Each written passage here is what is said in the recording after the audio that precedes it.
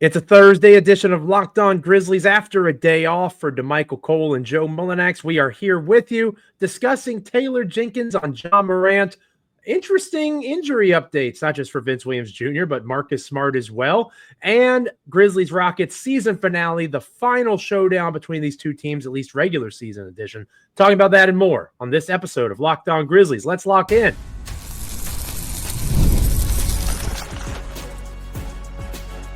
You are Locked On Grizzlies, your daily Memphis Grizzlies podcast, part of the Locked On Podcast Network, your team every day. It is I, Joe Mullinax. It is my co-host, Damichael Cole. We are with you for the next 30-ish minutes on this episode of Locked On Grizzlies, free and available wherever you get podcasts as proud members of the Locked On Podcast Network, your team each and every single day. Today's episode of Locked On Grizzlies is brought to you by Gametime. Download the Gametime app, create an account, and use the code LOCKEDONNBA for $20 off your first purchase. Make sure you're checking us out on Apple, Spotify, Amazon, YouTube, literally anywhere you get podcasts. You can make Damichael and I a part of your NBA and Memphis Grizzlies content experience each and every time that an episode drops. We are grateful and thankful to be a part of the Locked On Podcast Network, and it's been a blast this month. We've had multiple milestones. We crossed the million view mark on YouTube. Thank you to everybody that has helped us get to that milestone. And then also our newsletter broke 1,000 subscriptions. Thank you to everyone that subscribes to the newsletter. Again, go to lockedondaily.com. Free daily newsletter, Locked On Grizzlies words from me, talking Grizzlies basketball, NBA words at large, fantasy basketball advice, lots of great stuff. Go to lockedondaily.com and subscribe to our free daily newsletter today. Damichael Cole, correct me if I'm wrong, Memphis Grizzlies beat writer for the Commercial Appeal. You cover the team extensively, obviously, and you go to a lot of practices, right? Yep. And they have them in season. You're there almost every time. Right. It's literally your job. Rarely, I've been following the team for over a decade. You've been on the beat for several years now. Rarely are practices as news loaded as Wednesday's practice was. And we're going to lead off with the story that has kind of dominated Grizzlies social media over the last couple of days in the wake of the abomination that was Grizzlies Knicks. We're going to leave that in the past. It's a new day. We got a game to talk about later. So we're not going to go back to that dark place, although shout out to everybody that watched and listened to that dark episode. Again, downloads and clicks. But we're going to try to stay positive. And I thought Taylor Jenkins did a really good job being positive about the current state of play with Ja Morant. Ja has really struggled the last 10 games in particular, shooting 42% from the field, 26% from three. He is averaging 4 turnovers a game to only 6.5 assists per game, only 18 points a game. Ja, in a lot of ways, is having a good season. That's important to point out. He really has been strong in his assist percentage, right in line with what he normally does. But in terms of scoring the basketball, you could argue just a standard. This is his worst season scoring the ball since his sophomore season. There's been a lot of folks waxing nostalgic about yesterday and how Ja used to dominate in the pick and roll. Is it this new look offense that is impacting Ja? Taylor Jenkins had a lot to say about the current state of Ja Morant, more than he usually does. You could tell that maybe he's aware, even though Jenkins is not online, he might have a burner or two. And he's very aware, whether it was New York Knicks fans or Memphis Grizzlies fans, what's being said about his star point guard. Yeah, I don't even think you have to be online to get a sense for the pulse of this situation. You mentioned, some numbers there. How about this one? First time, Joe, since April 2021, which you just referenced his second season. That was his second season. First time Ja Morant has gone 4 consecutive games without reaching at least 20 points in any of them. That's the stretch that he's currently on right now. I didn't pay attention much to it during the first 3 games because he had one game where he had 17 points, and guess what? He had 12 assists. So whatever. But that Knicks game, you said 10 points, 2 assists. He was deferring a lot to guys, and it was time to ask Taylor about it. His exact comments, where he had a lot to say, but I'll kind of try to zoom through it. And he basically said that he's working his way back. I think his intent has been there every single game. We just got to get him going. That's on me. Remember that part, Joe. That's on me to jumpstart him. I know he and I have had great conversations. He's pushing all the right buttons offensively and defensively to get out there. We know he's a huge driver to what we do. Remember that one as well. You know him. He's resilient, and he bounces back pretty quick. I would expect him to have a great one tomorrow night. So none of that is out of the ordinary. Listening to him talk, I did get the sense of urgency, and he talked about having that urgency as a team going into this game, against the Rockets that we're going to talk about a little bit more in the show. And I mentioned those two things that he said, wanting to jumpstart him.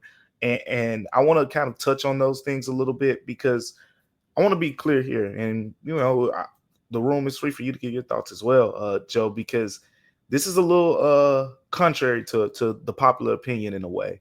And everyone's saying, oh, let's just go back to, pick and roll and letting Ja, do his thing and whatnot. And I say no. Because how soon do you all forget? How soon does everyone with that opinion? How soon do you forget? We got to the playoffs those 2 seasons. How dreadful that offense looked. People talked about that game. I think you mentioned that people were being nostalgic in a way, and I saw the Lakers game where he scored 40-plus points was kind of screen captured as like, oh, Ja used to do this in the playoffs. The Grizzlies were down like 25 in the first half in that game. How soon do people forget how predictable and how heroic Ja Morant had to be in that offense for it to work in the postseason? This offense in the regular season has been, at the end of the day, production-wise, it has been better. We don't have a big enough sample size against good teams to come out and say it doesn't work against good teams yet. And look, I said it on, I was on the radio co-hosting a couple days ago, Joe, and I said on radio, I've talked to players around the league, and some players have told me straight up, they don't think this offense will work in the playoffs. Am I of the same opinion, Joe? I've talked to you about this. You heard me say it. I'm not confident in this offense working in the playoffs. But what I will say is we don't have enough of a sample size against good teams with the Grizzlies, good players being available. They lost to OKC. There was no Ja. They haven't played Cleveland yet. They played one game against Boston. They won that game. Played one game against the Bucks. The only team that they played, that you probably put in that upper tier elite category a lot is Houston. They played Houston 3 times. And the first game was the second game of the season. If I recall correctly, no, I do recall correctly. Jaren Jackson Jr. did not play in that game. The next 2 games were games where you go to the final minute of the game, Joe. And I've talked to you about this because you remember you were saying that Houston would beat them in 5, sweep them. And I basically said, it's a wash. Those 2 games, it came down to the execution. When we broke those games down, what we were talking about for the most part was Taylor Jenkins' decisions in the last minute. That's what those games came down to. So I say all that to say I'm not defending this new offense. That is not what I'm doing. I'm just trying to be, a little bit more reasonable here from the standpoint of we're still 40-something odd games into the season. 47, I think, is the exact number. There's still a little bit more meat on the bone, and we're going to learn really quickly here. This next couple weeks, then I think you can have a firm, more definitive answer on what this offense means. And I say all that to circle back to Ja, and I want to end it here and basically say, if you go to the way Ja was playing at the beginning of the season, in this new offense, by the way, I don't think anybody had a problem with that. His scoring was down a little bit, but his assists were higher than ever. Teams in the league has adjusted a little bit, but this is the time for the Grizzlies to do some coaching. They have to adjust. Taylor Jenkins said this offense has not been fully implemented yet. That's what he told us. So I'm going to wait before I kind of have some definitive answer. But at the same time, I think Ja's struggles is something that the Grizzlies are aware of. I'll go a little bit further. It's completely absurd to critique this offense and say that it is the problem involving Ja Morant. We need a larger sample size of the entire season. With that in mind, the Memphis Grizzlies offense this year is scoring 119, just about 118.8 points per 100 possessions. That is the most in the history of this franchise. The most. Never before, at least in their time in Memphis. But I believe that includes even outside of Memphis. At least in their time Vancouver as a member of the wasn't Memphis doing that. Grizzlies. Correct, yeah. They are scoring the ball better than they have ever scored the basketball. Their effective field goal percentage, and again, this is all cleaning the glass. I'm a big cleaning the glass guy. Yep. Effective field goal percentage, the highest it has ever been in the history of the Memphis Grizzlies. And Damichael, it is not close. Their People got high standards around here, huh? 56.4%. 56.4. The next closest is 53.1. That is the next closest. It is a 3 percentage point difference. This team is scoring the ball better than they ever have in the history of the Memphis Grizzlies. Now, does that mean that they're perfect? Absolutely not. The turnovers are a massive problem. We've talked about that. They are among the worst in the NBA when it comes to turnovers. That has to be addressed. We can't just write that off as a byproduct of the offense. And for me, Damichael, that is where the hybridization of this thing over the second half of the season has to happen. Yeah. You have guys like Desmond Bane playing like they are primary guards far too often, right?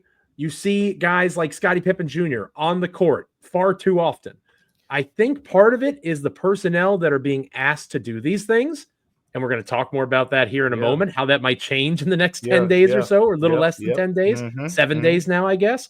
But I do believe that we are being far too critical of this offense. You need a larger sample size of the season.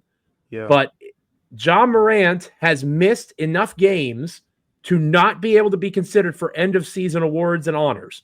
It is still January. So he has missed a lot of basketball. He hasn't played more than 4 games in a row at any stretch. Let's give it a little bit of time.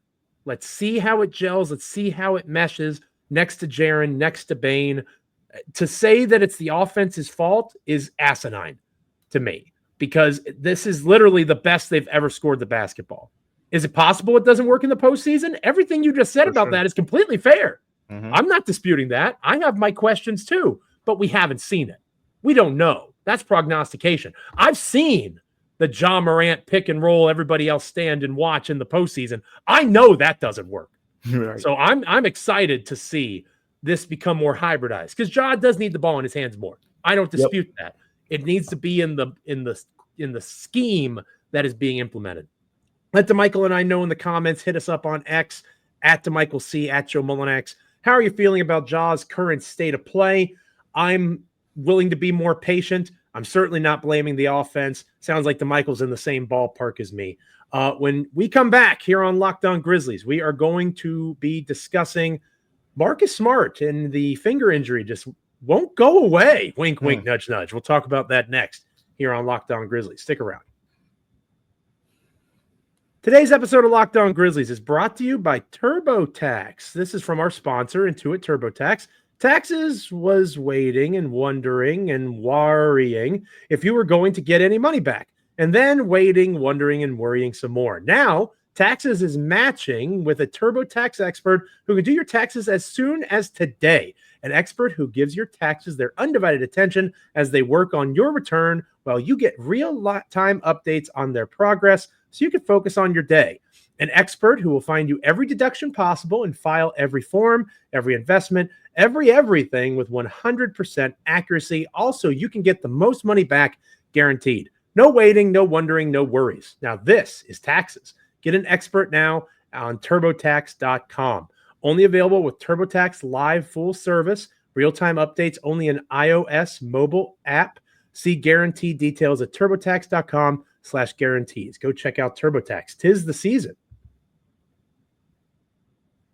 All right, Damichael, we mentioned how it was a very newsworthy practice on Wednesday. Vince Williams Jr., they're slowing the roll on his return, still week to week. A little bit of a setback. Yeah. I would imagine we won't see him before the All-Star break. I don't know why he would come back before then, but maybe he does come back before then. We can talk more about that on another episode.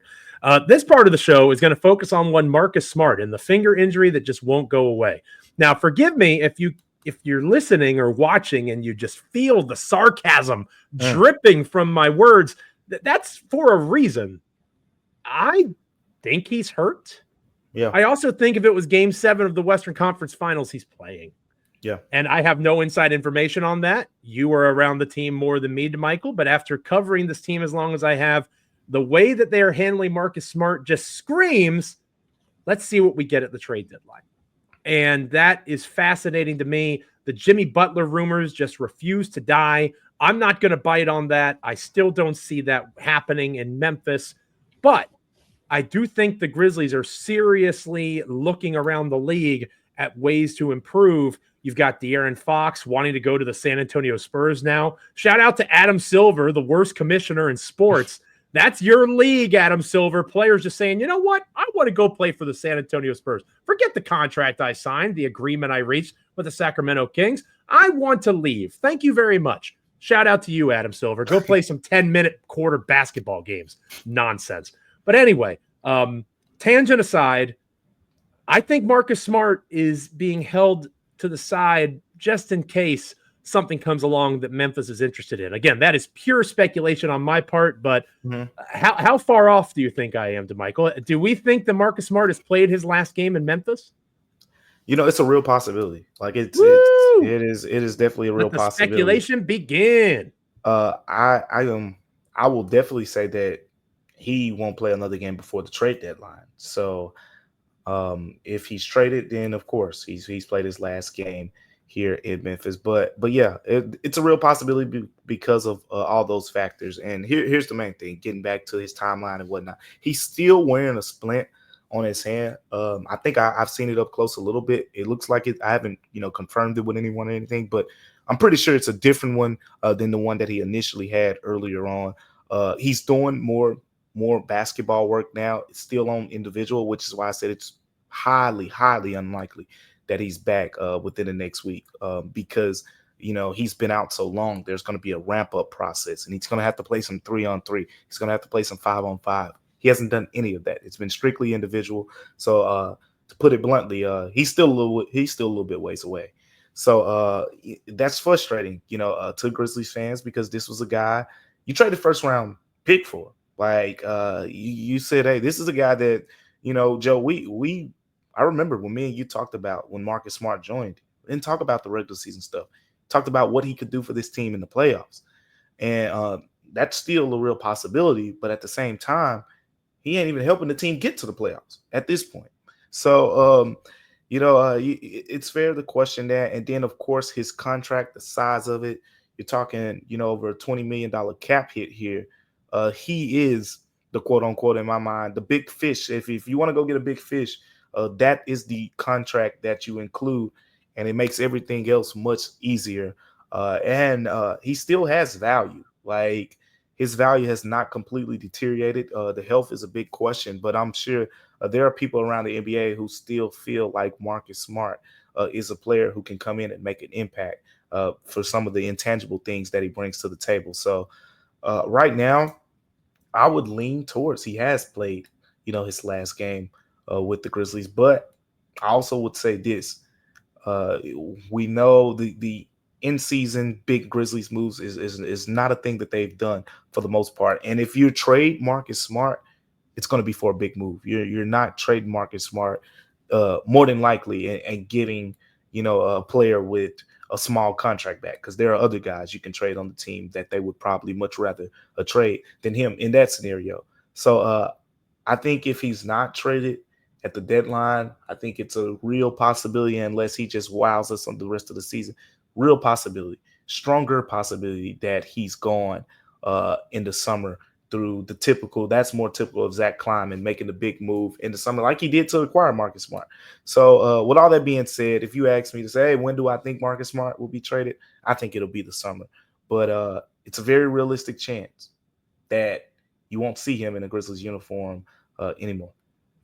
Because again, he's still wearing the splints. Now, this might be a little bit older. I might be aging myself a little bit here, dating myself. You tend to do that sometimes. And I love pro wrestling, right? Cowboy Bob Orton. Are you familiar with Cowboy Bob Orton? I've heard of Cowboy Bob. Yeah. Randy Orton's father, right?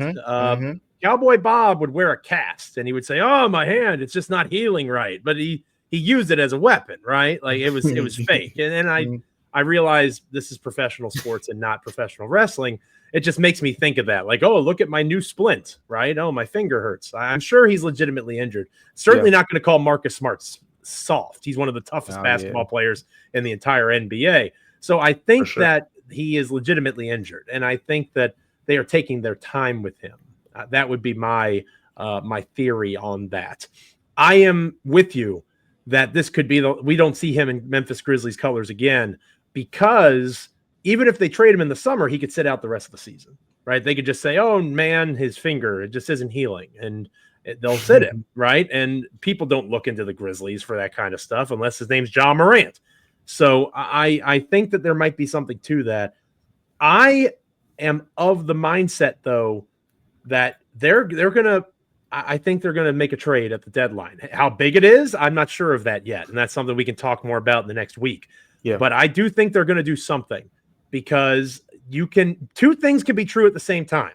You are back to being a team that can contend for the Western Conference Finals. You can't be the number 3 seed in the Western Conference and that not be possible, right? So that is factual. Another fact is you struggle against the good teams that you're going to have to beat to get to that place. To just stay the course and say, Vince Williams Jr. will save us. Marcus Smart in a month will save us. I don't think, not now. Maybe 2 years ago when Ja was 23 and Jaren was 23.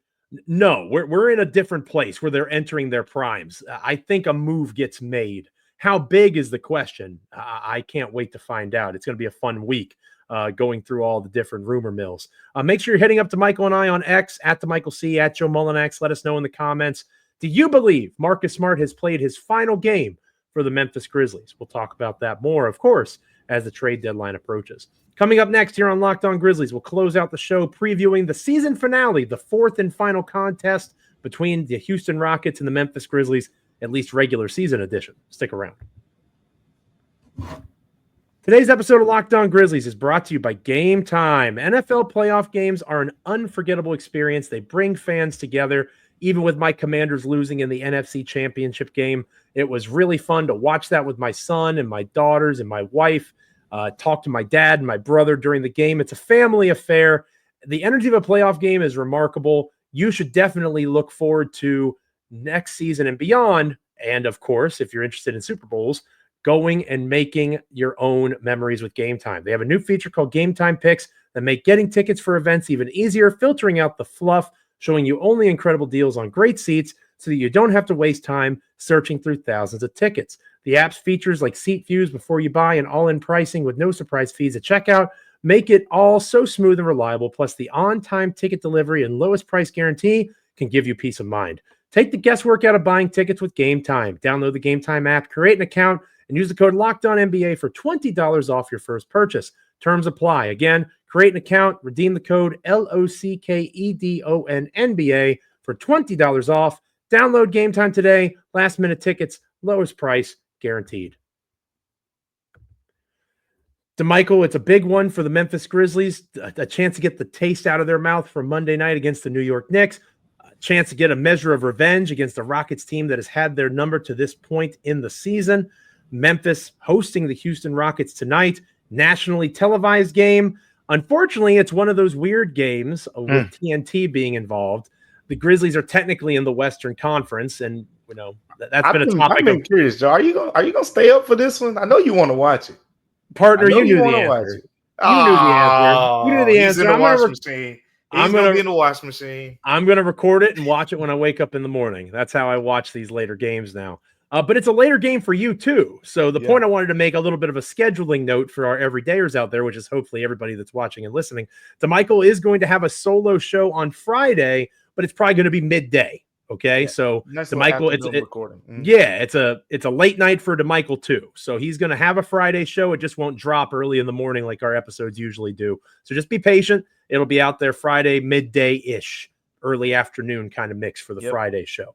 But Damichael, since you'll be there in the house, nationally televised contest on TNT, what are you looking for from this Grizzlies team trying to bounce back from that loss against Houston? Does it start with Ja Morant for you, or is it bigger than that? No, it really doesn't. I mean, it starts with attitude. And part of that can be attributed to Ja, but that's everyone. That's saying, yeah, Houston, we're not gonna let you. We're not gonna leave this game saying, they beat up on us again. They were the more physical team again. No, you're gonna match that. You're gonna exceed that, and you get a win. That is what it comes down to. If they play the best, if they hit this game with 47 assists and they lose, no one's going to focus on the fact that they played pretty basketball or whatever the case may be. It's all about winning this game. If they win this game 83-81, no one's going to focus on how bad they were offensively. It's going to be about they just got it done against Houston. But, yeah, of course, there's some added context you want to see. That matchup, since we've been talking about Ja a lot, Ja Morant being guarded by Amen Thompson. This is one of the more different matchups for Ja that I've seen. And we saw it that first game when the Grizzlies played against Houston, and Amen was coming off the bench back then, and it was just little stretches, and Ja was going at him. He was going at him. And the Grizzlies lost that game. But I just vividly remember being down there in Houston, and Ja kind of was attacking him. And if you watch Houston, and I think everyone's kind of starting to catch on to the hype train that is Amen Thompson. And we talked about it a little bit, how Steven Adams said I forget exactly his wording, but basically, called him a different type of athlete and probably the most athletic guy he's ever played with, something of that ilk. And, everyone thought about the fact that he's played with Zion Williamson. He's played with Ja Morant. He's played with prime Russell Westbrook. And he went with Amen Thompson. And I said, look, as athletically gifted as any of those guys are, I'm not saying he's more athletic than them, but I'm not knocking him at all for saying this 6'7" guy who jumps off 2 feet more than a lot of guys. And I mean, he gets in there quick. He's powerful. He's strong. That matchup is different because, a lot of times when Ja's going to the basket, you see it. He gets to that floater and he's just higher in the air than most.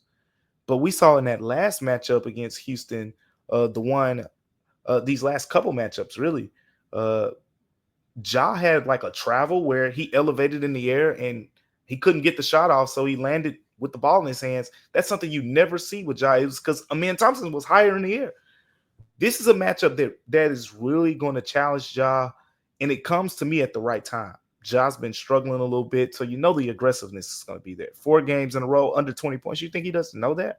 The aggressiveness is going to be there, but the quality of defender is going to be there too to really challenge him. If Ja has a really good game against Amen Thompson, you can't tell me that Ja can't cook anybody in the league, period. That dude, he is one of the few players in the NBA who athletically can kind of match up with Ja. And the fact that he's 6'7" gives him an edge where Ja has to pull some tricks out of his bag. Like if you watch that last game, when the Grizzlies played Houston, Ja had to get in his bag a little bit. He had to go behind the back. He had to do a spin move here, spin move there, pump fake here, pump fake there, a little bit more than normal because he couldn't just drive past him with his quickness, or he couldn't just leap over this guy like he can a lot of other players. So this is a challenging matchup for him, but this isn't about Ja to me. This game is about the Grizzlies.